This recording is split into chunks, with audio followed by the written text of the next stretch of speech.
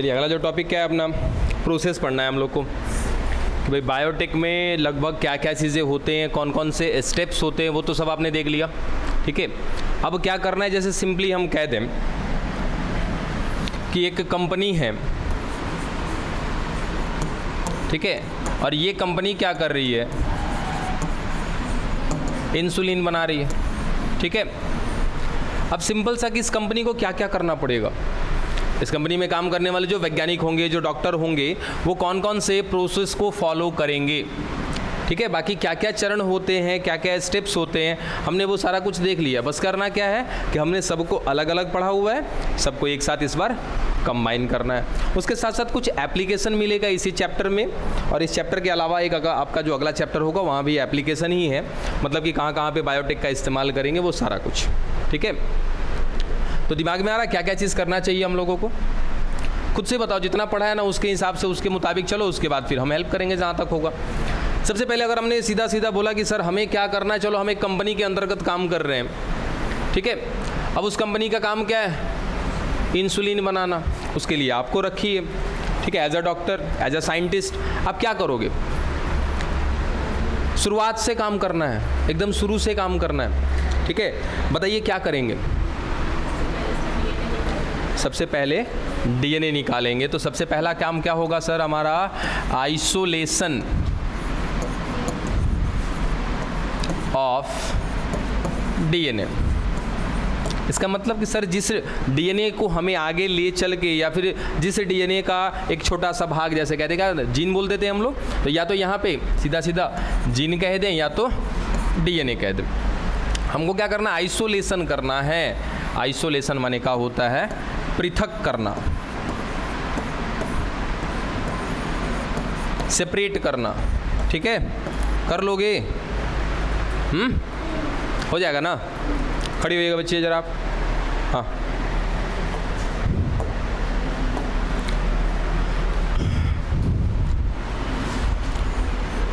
ये एक कोशिका, ये कोशिका है जंतु की।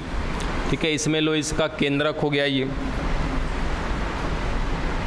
सर, ये कोशिका, इसका केंद्रक, इसके केंद्रक में मिल रहा है इसका डीएनए। हालांकि आपको कुछ दिखेगा नहीं, आपको ये मालूम है कि जंतु की कोशिका हो या किसी की कोशिका हो, हमें दिखाई नहीं देगा, उसके बावजूद भी चलो आपको दे दिया सर ये कोशिका हो गई, बहुत सारी संरचनाएं मिल रही हैं इसके अंदर, साथ साथ इसका कौन है, इसके अंदर केंद्रक है, उस केंद्रक में से हमको डीएनए निकाल के देना है। कैसे क्या क्या करोगे बताओ।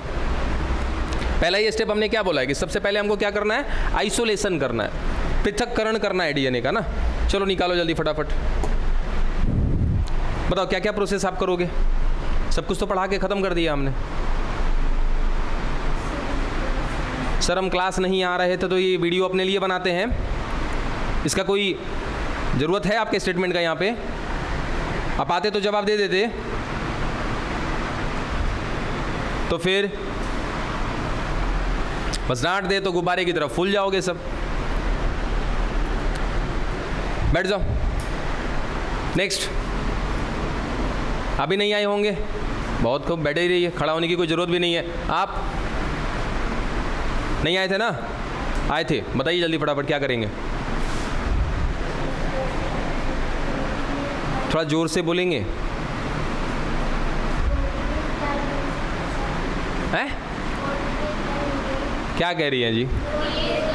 प्रोटीएज डालेंगे। क्या करोगी प्रोटीएज डाल करके? देखो जितना आपका बताने का जो कंटेंट होता है ना, उसको जितना शॉर्ट में ख़त्म करने की कोशिश करो। ज़्यादा लंबा खींचोगे अपने आप को खुद फंसाओगे, जितना शॉर्ट टर्म में ख़त्म करो। अच्छा जैसे बोल रहे थे वैसे बोलो। प्रोटीएज डालेंगे, क्या फ़ायदा होगा प्रोटीएज डालने से? ये कहानी पिछले 1.5 साल से चल रही है, एंजाइम की कहानी। शुरुआत में ही पहले दूसरे दिन के क्लास में ही आपको बता दिया होगा मैं, उसके बाद भी कई दफ़ा हम लोगों ने बात किया है। इन्हीं सब बात पे गुस्सा आता है हमें। बैठ जाइए। हाँ जी, क्या करेंगे अभी यहाँ पर? ठीक है, हाँ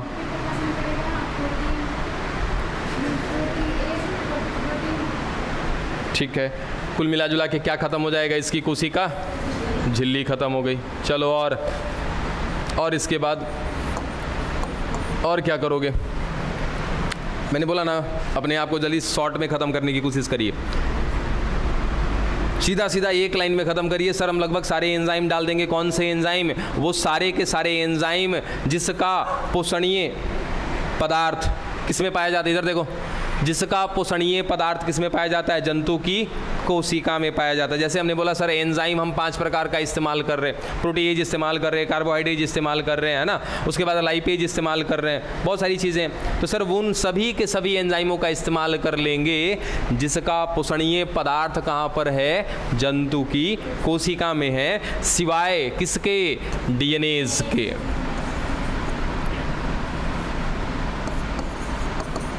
ये डीएनएज नहीं डालेंगे हम, बच क्या जाएगा हमारे पास? डीएनए बच जाएगा। बैठ जाओ, यही चीजें थी। अब सिंपल सा कि सर हमने क्या प्राप्त कर लिया? डीएनए। कहानी अच्छे से सुनिएगा, क्योंकि सब कुछ आप पढ़ चुके हैं, बस केवल स्टेप्स को मिलाने हैं और उसके साथ साथ कुछ पुराने स्टेप भी यहाँ पर शामिल होंगे जो कि आप पीछे के चैप्टर में पढ़ चुके हैं। वो सारे स्टेप्स यहाँ पर आकर के लगेंगे, ठीक है। फिंगरप्रिंट का चैप्टर कौन कौन नहीं पढ़ा है?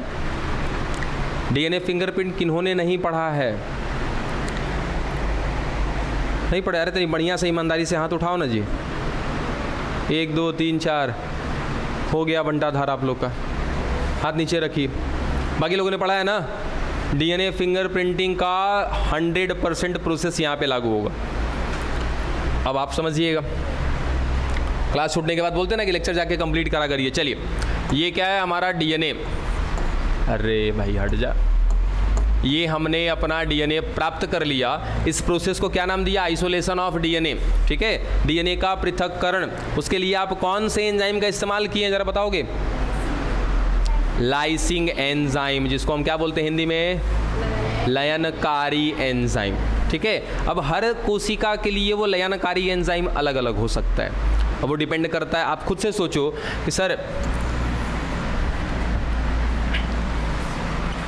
देखो सर ये एक बॉक्स है और ये सिंपली ऐसे लॉक है। एक और बॉक्स है सर, ये लॉक होने के साथ साथ इस पे ताला भी लगा हुआ है। अब आप ही खुद से सोचो कि अच्छा यहाँ पर एक बच्चा भी है, मान लो ये चोर है, ठीक है। अब सिंपल समझने के लिए कि सर इस बॉक्स में भी कहीं ना कहीं खजाना है और यही खजाना यहाँ भी मिल रहा है। सर इस बॉक्स में भी क्या है? खजाना है। अब ये क्या कर सकता है? सर सिंपली इसको हाथ से खोल सकता है ना, लेकिन इसको खोलने के लिए क्या करना पड़ेगा? कुछ औजार की आवश्यकता पड़ेगी। तो वैसे ही हम खुद सोचेंगे कि भाई कौन सी कोशिका का खजाना निकाल रहे हो, कहने का मतलब कौन सी कोशिका का डीएनए निकाल रहे हो, उस कोशिका को देखो समझो, है ना। सिंपल सा सर वो कोशिका किसका हो सकता है? एक जंतु का हो सकता है जिसका डीएनए हमें निकालना है, या तो किसी पादप का हो सकता है, उसके बाद कवक का हो सकता है। तो ये अलग अलग कोशिकाएं हो सकती हैं जिनसे हमें क्या प्राप्त करना है? डीएनए प्राप्त करना है। तो सबसे पहले हम उस कोशिका की क्या देखेंगे? संरचना देखेंगे। वो कोशिका किन किन चीज़ों से बनी हुई है उससे संबंधित सारा का सारा एंजाइम डाल देंगे, एक्सेप्ट डीएनएज, यानी कि डीएनएज के अलावा। तो फाइनली हमें अंत में सब कुछ गल चुका होगा, सब कुछ पच गया होगा, यानी कि क्या करेंगे सर? ये हमारी परख नली हो गई। इस परख नली के अंदर या तो कवक की कोशिका, पादप की कोशिका या जंतु की कोशिका किसी को डाल देंगे। अब हम उसके हिसाब से क्या करेंगे सर? इसके अंदर वो सारा का सारा क्या डाल देंगे? एंजाइम डाल देंगे, सिवाय डीएनएज के। डीएनएज नहीं डालेंगे सर, ये सब कुछ गल के ख़त्म हो जाएगा। अंदर कौन बच जाएगा? केवल डीएनए बच जाएगा। बात समझ में आ गया? सर क्या कर लिया हमने? डीएनए को सेपरेट कर लिया। डन। ये हमारा पहला प्रोसेस। दूसरा प्रोसेस क्या होता है? दिमाग लगाओ, थोड़ा सोचो, जोड़ डालो यहाँ पे। दूसरा प्रोसेस क्या होना चाहिए? हाँ? पीसीआर नहीं,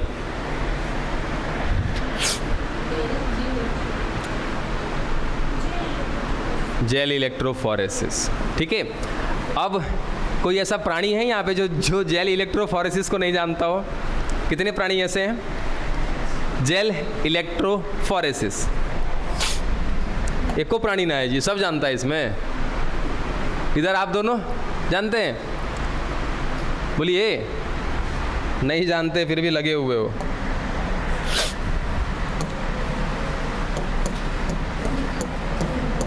दिखाए थे?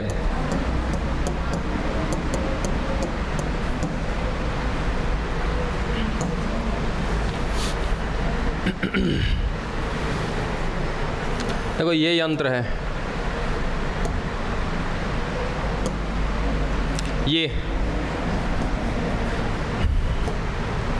जो है जेल इलेक्ट्रोफोरेसिस का डिवाइस है, ठीक है। अब इस पे कैसे काम करते हैं थोड़ा सा हिंट करेंगे, बाकी ज़्यादा नहीं। फिलहाल हम लोग ज़रा आगे बढ़ के देखते हैं कि करना क्या है अभी हमें। तो हमारे पास क्या हो गया था बच्चा, अभी हमने क्या करा है, लाइसिंग करा है। देखिए अब लाइसिंग करके हमें क्या मिल चुका है, हमारा डीएनए मिल चुका है। वो डीएनए कहाँ है, अभी परख नली में है, ठीक है ना। चलो अब हमें क्या चाहिए सर, हमें अभी डीएनए प्राप्त हुआ है, हमें हमारा वांछित जीन चाहिए, है ना, सेलेक्टिव जीन चाहिए जिसकी हमें चाहत है, जिससे हमें आगे क्या बनवाना है, उत्पाद बनवाना है।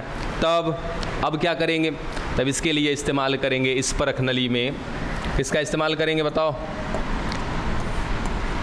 रेस्ट्रिक्शन एंडो न्यूक्लियेज का इस्तेमाल करेंगे हम लोग यहाँ पे।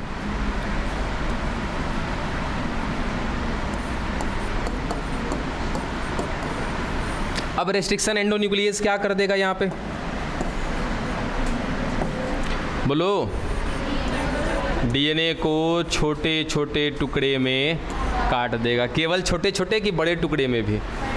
सर छोटे बड़े सब में काटेगा। वो डिपेंड करता है कि उस डीएनए पर अनुक्रम कैसा मिल रहा है और जो हमने रेस्ट्रिक्शन एंडोन्यूक्लियस डाला है वो किस प्रकार का है, कौन से अनुक्रम को काटता है, कौन से सीक्वेंस को काटता है, ये उस पर डिपेंड करता है। कुल मिला जुला के हम ऐसा कहें कि सर अब इस परख नली के अंदर जो हमारा डीएनए था, इसके अंदर वो डीएनए कट गया है, ठीक है। किसने काटा, रेस्ट्रिक्शन एंडोन्यूक्लियस ने काटा। और कटने के बाद ये जो डीएनए है ये किस में दिख रहा है, सर टुकड़ों में दिख रहा है। ये टुकड़े एक प्रकार के हैं या अलग अलग प्रकार के हैं, मतलब कि साइज के अकॉर्डिंग। सर हम ऐसा कहें कि कुछ इसमें छोटे हैं और कुछ इसमें बड़े होंगे, ठीक है। अच्छा ये सब कुछ दिख रहा होगा आपको? नहीं दिख रहा होगा सर, ये कुछ भी हमें दिखाई नहीं दे रहा होगा क्योंकि बहुत ही ज़्यादा ये माइक्रो लेवल का काम है, सब कुछ हम अनुमान के तौर पे कर रहे होते हैं। अब यहाँ पर ये कहानी हो गई। अब हमारे पास एक प्रोजेक्ट है, genome project, human genome project.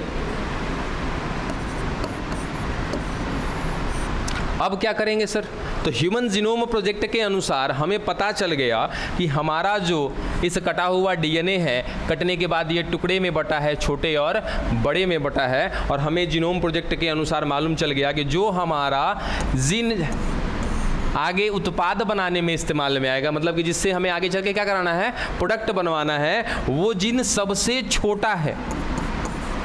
बात समझना क्या बोल रहे हैं कि हमें ह्यूमन जीनोम प्रोजेक्ट के अनुसार या फिर ह्यूमन जीनोम प्रोजेक्ट के हेल्प से ये पता चल गया कि इस डीएनए में से जिस जीन को हमें निकाल करके आगे क्या कराना है, बायोटेक कराना है, वो जीन क्या है, सबसे छोटा है। चलो ये भी बात पता चल गई हमें।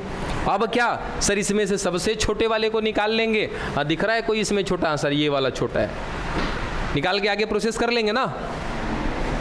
हाँ सब हुकारियों भर रहा है सब। अरे अभी तो कुछ देर पहले कह रहे थे सबकी दिखेगा नहीं, तो दिखे कैसे गया तू लोग को है? तब क्या करेंगे सर, एक तरीका है हमारे पास जिस तरीके का इस्तेमाल करके हम इसमें से वो टुकड़ा जो बड़ा हो, छोटा होगा, वो टुकड़ा जो बड़ा होगा, उनको कहीं ना कहीं हम क्या कर सकते हैं, सेपरेट कर सकते हैं, है ना। और वो प्रोसेस क्या कहलाता है आपका, जेल इलेक्ट्रोफोरेसिस। इसी का नाम है क्या बच्चा आपका, जेल इलेक्ट्रोफोरेसिस। ठीक है, अब ये प्रोसेस मेरे ख्याल से बताया हुआ है, फिर भी यहाँ पर थोड़ा सा हिंट कर रहे हैं आप लोगों को क्या करना था हमें। तो सर ये पूरी की पूरी मशीन हो गई, ठीक है। इस मशीन को चलाया जाता है, देखो क्या लगा रखा है सर, पावर सप्लाई लगा रखा है। ये क्या करेगा, वोल्टेज की सप्लाई देगा, यानी कि कुल मिला जुला के सर यहाँ पे वोल्टेज देंगे, ठीक है। देखो यहाँ पे ये क्या है, पॉजिटिव, ये क्या है, नेगेटिव, ये पॉजिटिव का साइन है और ये नेगेटिव का साइन, ठीक है। इस मशीन पर डाला जाएगा। उसके बाद सर यहाँ पे ये जो दिख रहा है ना, ये वाला भाग सर ये जेल है। जेल, जैसे वो जेली टॉफ़ी खाते हो ना आप, ठीक वही है क्या, ये जेल, ये है जेल, और उस जेल का नाम है, पूरा याद रखना, एग्रोज जेल। और ये जेल कैसे प्राप्त होता है, कहाँ से बनता है, ये सारी कहानी बता चुके हैं, है ना। कौन है, एक मिनट शांत रहना, शांत रहना। तो बताओ तो जी, वो जेल कहाँ से आएगा, ये एग्रोज जेल? हाँ बताओ बताओ, याद नहीं है, काहे नहीं है? एगार, एगार इसका नाम है। वो एगार एगार कहाँ से मिलता है ये बताओ। भुनभुनाना नहीं है, भुनभुनाना नहीं है एकदम। कौन है जी वो? जेलिडियम और ग्रेसिलेरिया। बैठ जाओ, क्या है वो जेलिडियम और ग्रेसिलेरिया? क्या है? सवाल है, कौन सा सवाल है? लाल सवाल है, पक्का ना जी? ठीक है, चलो। अब ये एग्रोज होता क्या है कि सर ये होता है पाउडर, इसको प्राप्त किया जाता है किससे? शैवाल से। कौन सा शैवाल, याद रखना, जेलिडियम और ग्रेसिलेरिया, ये दो शैवाल है जिसकी कोशिका भित्ति में, अब इतना देखो डिटेल अब बता तो रहे हैं, लेकिन ध्यान देना कि सर एक शैवाल है, एक क्या दो शैवाल हैं, जेलिडियम और ग्रेसिलेरिया।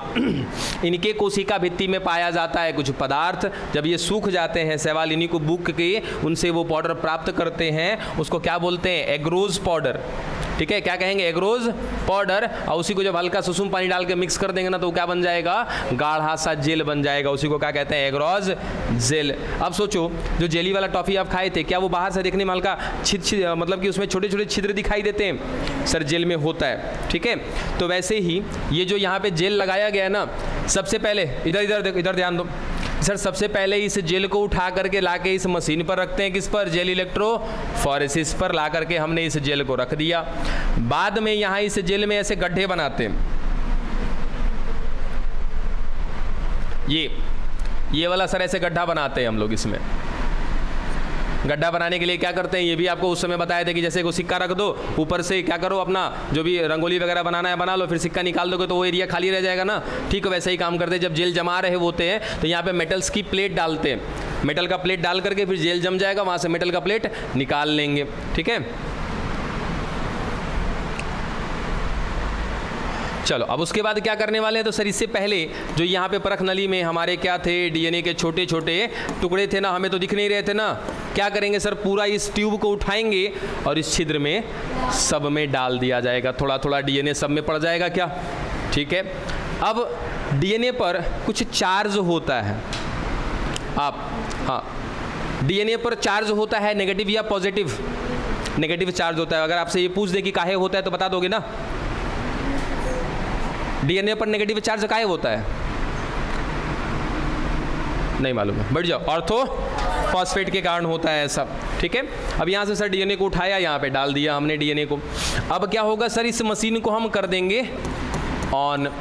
और सिंपल सा याद रखना कि सर ये जो डीएनए होता है, हर किसी का अपना चार्ज होता है। या तो कोई भी चीज़ धनावेशित होती है या तो ऋणावेशित होती है, यानी कि वो या तो पॉजिटिवली चार्ज होती है या तो नेगेटिवली चार्ज होती है। तो ये जो डीएनए होता है ये हमारा क्या होता है सर? नेगेटिव होता है। रीज़न कि इसमें कहीं ना कहीं जो फॉस्फेट का इस्तेमाल होता है वो कौन सा होता है? ऑर्थोफॉस्फेट। और ऑर्थोफॉस्फेट क्या होता है? ऋणायन होता है, H3PO4-, है ना। बात समझे सर? ये ऑर्थोफॉस्फेट है, ऑलरेडी क्या होता है? नेगेटिवली चार्ज होता है और इसी से बना होता है हमारा डीएनए। दैट्स वाई हमारा डीएनए भी क्या होता है? ऋणात्मक होता है, नेगेटिवली चार्ज होता है। डन। अब सर ये कर दिए मशीन को ऑन, तो नेगेटिव चीज़ कहाँ भागेगा? पॉजिटिव की तरफ भागेगा। तो ये जो डीएनए है, डीएनए के जो टुकड़े इसमें डाले हैं हमने, वो इस जेल के छोटे छोटे छिद्र से होते हुए आगे की ओर बढ़ेंगे, ऐसे आगे की ओर जाएंगे। ठीक है, अब ये भी बता ही दो आप खुद से कि सर ये जो सीट था जिसको हमने बोला एग्रोस जेल, इसमें हमने ऐसे गड्ढे बना रखे थे। इन गड्ढों में किसको डाला हमने? डीएनए को डाल दिया। ये रहा सर डीएनए। ठीक है, छोटे बड़े सब हैं इसमें। ठीक है, अब क्या कर दिया सर? ये नेगेटिव, ये पॉजिटिव। मशीन को ऑन कर दिया। ऑन करते ही क्या हो जाएगा सर? ये डीएनए अंदर ही अंदर भागेगा। अब उससे क्या होगा कि सर जो सबसे छोटा होगा, जो डीएनए का सबसे छोटा खंड होगा, अच्छा देखो एक चीज़ भूलिए आ गए, इथिडियम ब्रोमाइड।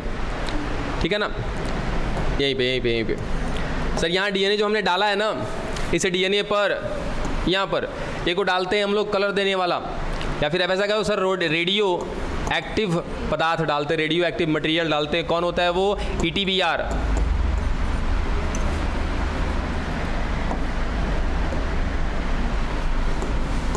ETBR, इसको बोलते हैं इथिडियम ब्रोमाइड। अगर इस इथिडियम ब्रोमाइड के ऊपर डाला जाएगा क्या? UV लाइट, तो ये इस इथिडियम ब्रोमाइड के वजह से कैसा दिखाई देगा बच्चा? नारंगी रंग का दिखाई देगा। चलो ये कहानी याद रखना कि सर इस डीएनए पर हमने जो यहाँ पे डीएनए डाले हैं, इसके ऊपर डाला है क्या हमने? Ethidium bromide. ठीक है, अब क्या हुआ कि खुद से लॉजिक लगाओगे तो पता चलेगा कि सर जो डीएनए का सबसे छोटा टुकड़ा होगा, ये वो कहीं ना कहाँ होगा सर? सबसे आगे होगा। और जो पीछे होगा वो क्या होगा सर? बड़ा होगा। ठीक है, चलो यहाँ तक की बात। सर ये भी हमें दिख नहीं रहा होगा, ये भी हम प्रोसेस में ही लेके चल रहे कि हमने यहाँ पे गड्ढे में डाल दिया, उसके ऊपर क्या डाला? इथिडियम ब्रोमाइड डाल दिया। अब उसके बाद कहीं ना कहीं क्या हुआ सर? हमने इस मशीन को ऑन कर दिया। ऑन करते ही क्या हो गया? सारे के सारे डीएनए के जो भी छोटे छोटे टुकड़े हैं वो आगे जाएंगे, बढ़ते जाएंगे, आगे अब जा करके रुक जाएंगे। हमने क्या किया? मशीन को किया बंद। अब इस एग्रोस सीट को उठाएंगे और ले जा करके रखेंगे किसके नीचे? UV लाइट के नीचे रखेंगे। अब जहाँ जहाँ हमारा डीएनए होगा, मान लो कि सर ये डीएनए तो हमें दिख ही नहीं रहा है, क्योंकि बहुत सी छोटी सी चीज़ है, दिखेगी ही नहीं हमें। लेकिन जैसे ही हम इसके ऊपर क्या डालेंगे? UV लाइट डालेंगे ना, तो देखो कहानी बदल जाएगी।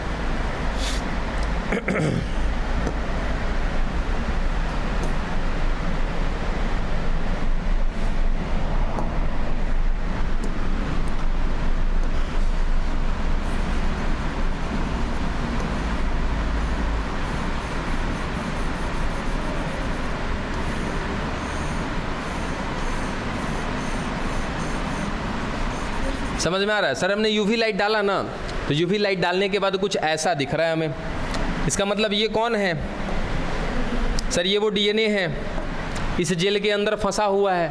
कैसे पता? क्योंकि सर इसी डीएनए पर देखिए ना, हमने क्या डाला था? रेडियो एक्टिव एलिमेंट डाला था। कौन था वो? इथिडियम ब्रोमाइड था। और उसी इथिडियम ब्रोमाइड की वजह से ये वाला हिस्सा क्या हो रहा है? चमक रहा है। कैसा चमक रहा है? नारंगी। इसका मतलब सर यहाँ पर सबसे बड़ा वाला डीएनए होगा, यहाँ पर उससे छोटा होगा, और यहाँ पर सबसे छोटा होगा।